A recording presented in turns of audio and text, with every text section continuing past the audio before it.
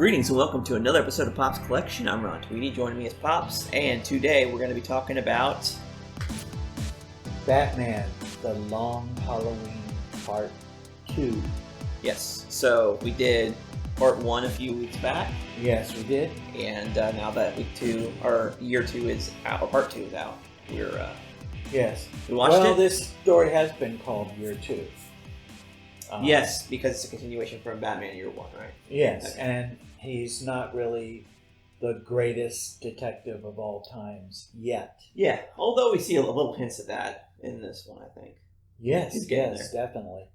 But in 2022, they'll be coming out with one DVD that's going to have both parts on it. Gotcha. They did that with the last graphic novel. They did The Dark Knight Returns, which I don't think we ever did that one. That might be one we can do. Yes, we need It to. has a part 1 and a part 2. Okay. So, Cool. but we're talking about The Long Halloween, Part 2. So here we go. In this particular part, they give a dedication to Naya Riviera. Right. Her untimely death in 2020. Accidental death, I'm going to have to say. Okay. But what we saw, this movie doesn't give you any recap of part 1. Right. It just goes right into it from there. We get a death on Valentine's Day, one on St. Patrick's Day, one on April Fool's Day. Yeah. And then we kind of flash to Wayne Manor, and we realize that Bruce is being influenced by Poison Ivy. Right. And she is making him turn over all his assets and things to Falcone. Right. So that's kind of what we see. Catwoman figures it out. Yes.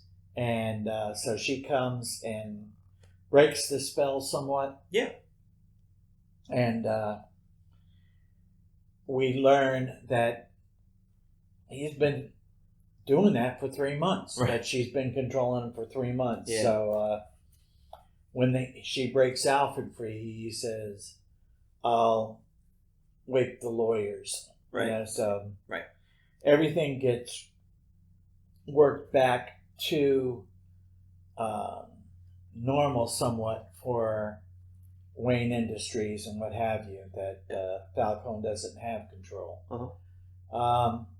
But from that point, that was a real kind of a quick thing. Then the story starts to develop a lot slower. Uh-huh. And next we have Mother's Day. Right. And we have a death there on Mother's Day. And then Father's Day, Mm-hmm. which I kind of didn't understand too much why the holiday killer chose to kill Maroni's father. You know, because the whole thing has been about Falcone. So Well, I mean, I think the idea was that it would implicate Falcone, the Falcone family, because they're rivals with the Maronis. oh, okay. Well, yeah, I could see that. Because remember that at that moment you have Sophia, Falcone. right, Yeah. and then you have, Maroni's son, right, I forget, it's Carmine. Carmine. Carmine visiting Luigi, and so obviously with Sophia being there, waiting in the car, and then Luigi gets iced at the same time, obviously it's going to put bad blood between them. Right, and Carmine and Sophia, they became an item, a Right. love interest, Right. and so they wanted there to be peace between the two families. Mm. And I thought that we got a little bit of twist after Maroni's father's death. Mm-hmm. And we started to see now how Dent started to maybe be changing a little bit. Yeah. We notice his relationship with his wife is changing. It's becoming a little distant. Mm-hmm. And he's really, what's the word I want to use? He's just so, it's like an addiction. He wants to take down Falcone. He's obsessed with it. That's the word I want. Sure. So he is almost at the point where he would do anything. We notice in this version that he's twirling the two-headed coin all the time. Mm. And it's like he's struggling with trying to do things the right way and justice being done. So after Maroni's father is killed, he feels that the only way that he can make the peace is by bringing Falcone down. So he goes to Dent and says that he wants to make a deal. Yes, he wants to make a deal with him. And we kind of get a version that his family gets absolved of their crimes. Right. And we don't get that, though, when he gets in court. Well, he turns the tables, and I'm not sure exactly why he does that. I don't know what his motivation was. Well, he said at that time, I just do what I'm told. Right. So maybe... Well, and then the other part is that I think Maroni is convinced that Dent is the holiday killer at that point. At that point, yes, because Falcone's sister right. Comes out and says that she believes that he's the killer. Right. Because their family is getting murdered. Mm-hmm. Right. And he's always around when that's happening. Right. And then we find that Batman at the same time he broke into the Dent house and he found the guns in the basement. Yeah. Along with a pennant from Oxford. Yes. Right. So he, again, not being the world's greatest detective, has decided that Dent possibly is the holiday killer. Right. And then that's where I figured out who actually was the holiday killer. That was the moment. That was the moment. Yeah, when he went down and he found it. So anyway, so at the same time, while this trial is going on, Dent is interrogating Maroni. Maroni is not cooperating like he thought he was going to. Right, and he's hearing voices in his head. He is, and then at the same time, Batman calls Gordon out of the courtroom to meet him on the roof, telling him, "I found those guns. You're not going to like where I found the guns for Holiday Killer." And then we get the actual origin of Two-Face. Yes. Which, I don't know if I'm not sure exactly if this is the official origin from the comics. I don't know if it is or not. Well, there's been more than one, so. But it's almost exactly the origin explanation from Batman Forever. Yes. It's Maroni throwing acid onto Dent in the courtroom. Yes. And him getting, Yes. So, that's... Yes, that's definitely a interesting origin story part. Yeah. Because we saw before that how he was hearing another voice trying to take control over him. Mm-hmm. So we get Maroni gets put in jail. Right. Dent's on the run. Yes. Because he's in the hospital first. Yes. And we get a series of events after that bring. I'm thinking Falcone is the one that calls him, and the guys meet him, and they're going to get rid of him. Yeah. Falcone just says, right. "Hey, I don't need to get my hands dirty or whatever." Yeah. And Dent fakes him out and says, hey, he wants to talk to you, and then he winds up killing them and somehow getting down the sewer and meeting Solomon Grundy. Right. Well, there was a hitman that was supposed to go after that to make it look like he was going after the Dents, and Yes. he goes down there. The assassin is killed by Holiday, presumably, Yes, and yes. While Dent is unconscious. right, and so he wakes up with blood in his hands, and the cops are looking for him. And so instead of being implicated in that murder, he flees into the sewers where he meets Solomon Grundy.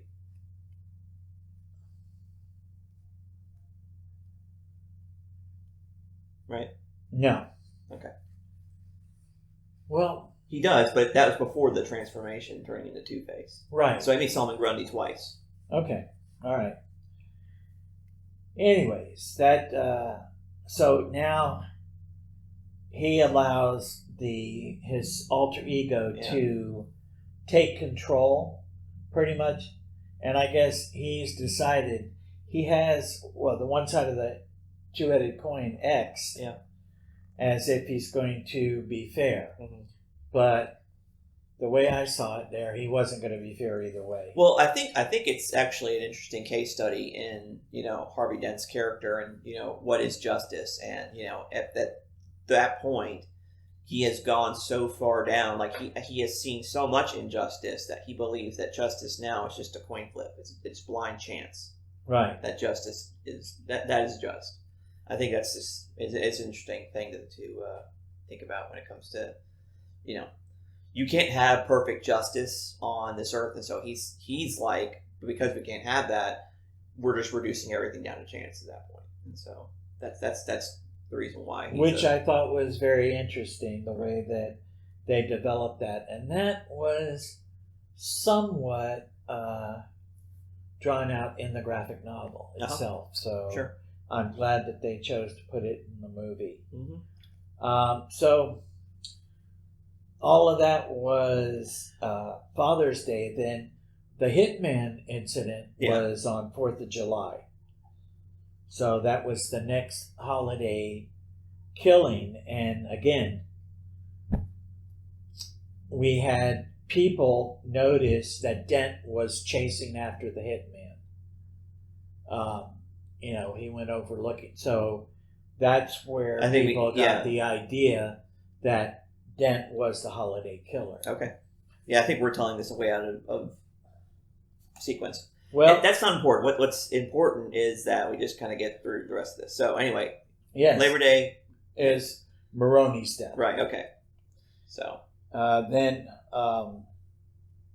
after Labor Day, we have Halloween. Right. Again, and in this particular story, we get to see the Rogues Gallery.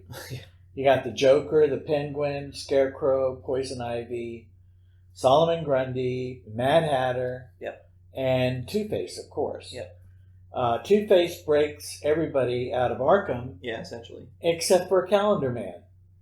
I guess he must not be... Well, Sophia broke out Scarecrow and Mad Hatter. That's true. That is way true. Before that. So they were already out on the loose, but he broke out the Joker.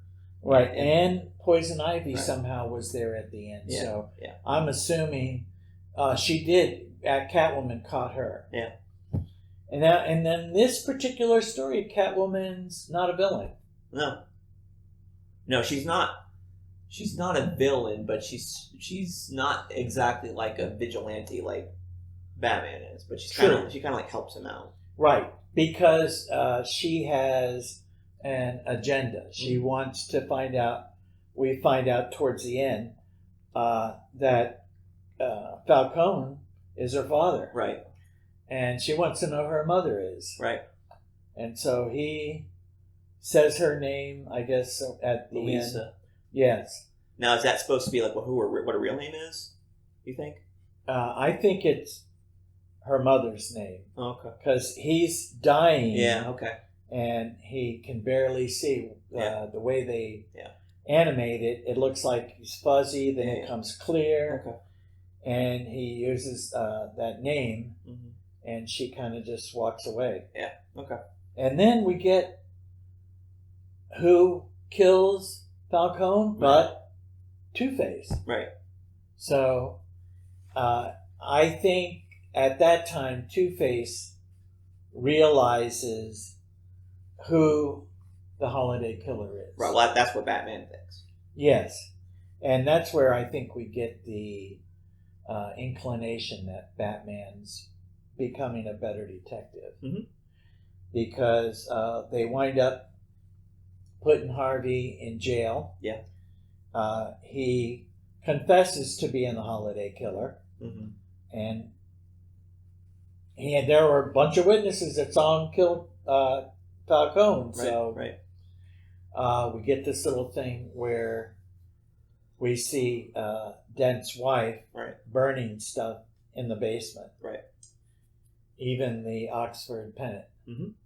And he admits that he knows it's her. Right. And he says he knows that Harvey knows it's her.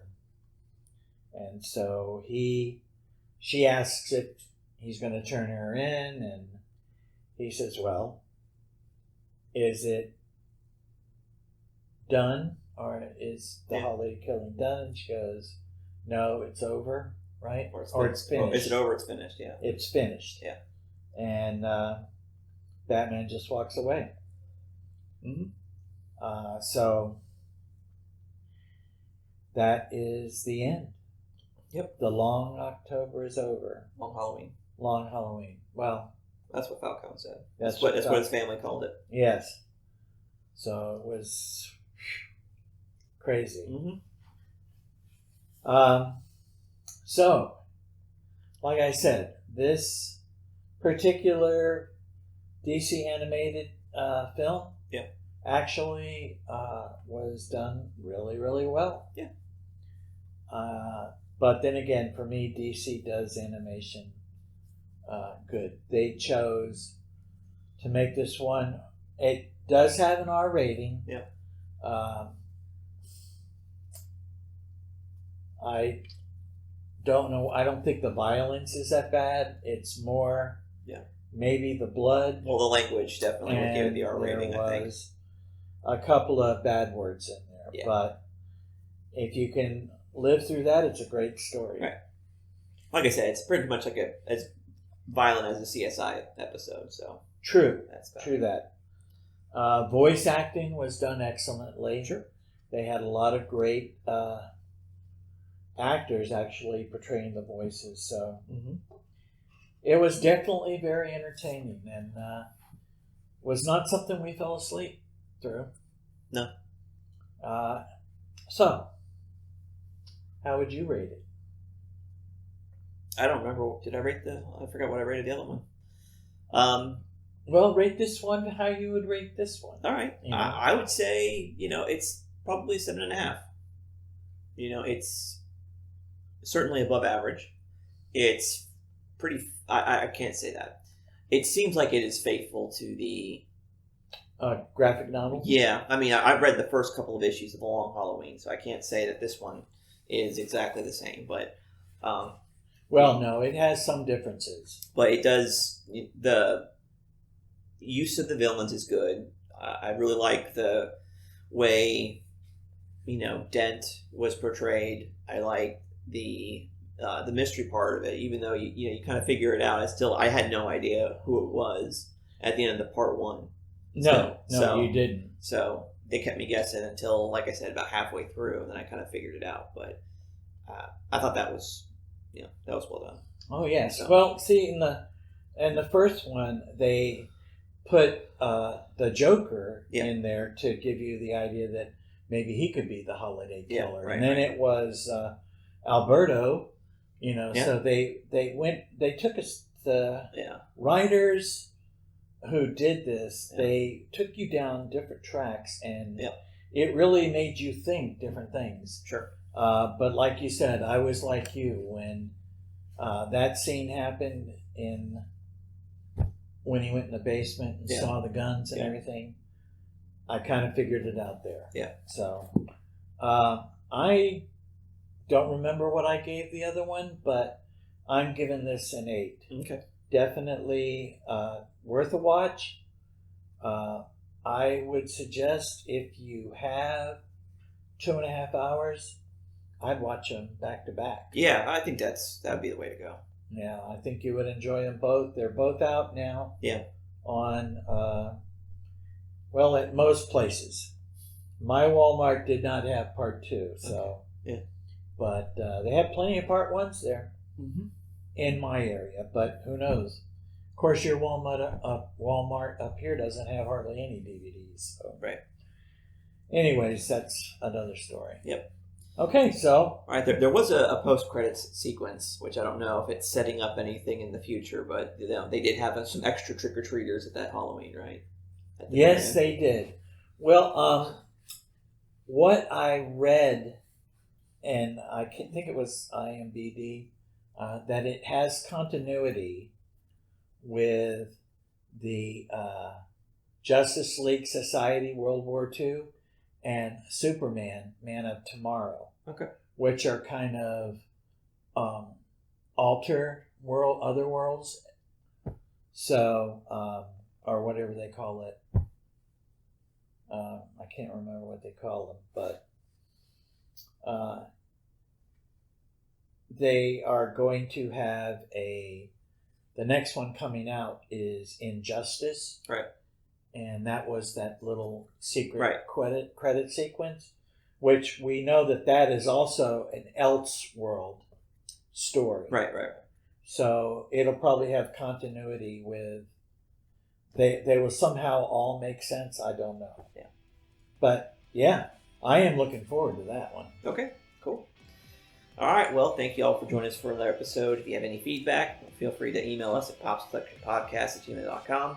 Like us on Facebook, subscribe to us on YouTube, and we'll see you next time. Goodbye and God bless. Goodbye. God bless, and tell your friends.